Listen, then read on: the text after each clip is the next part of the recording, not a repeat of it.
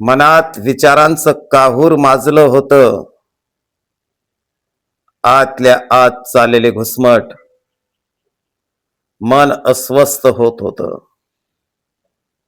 माझ्या आयुष्यातील भल्या बुऱ्या घटनांचे साक्षीदार असलेले माझे गुरुजी,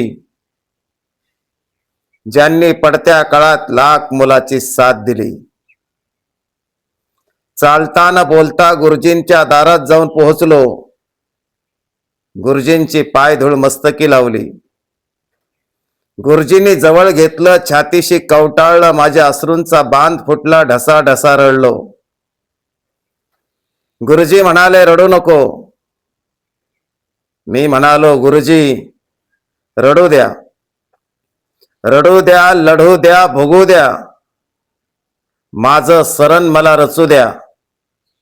आता उठवू नका, बारूद भरून पुन्हा पेटवू नका. माझं मला उठू द्या, माझं मला पेटू द्या.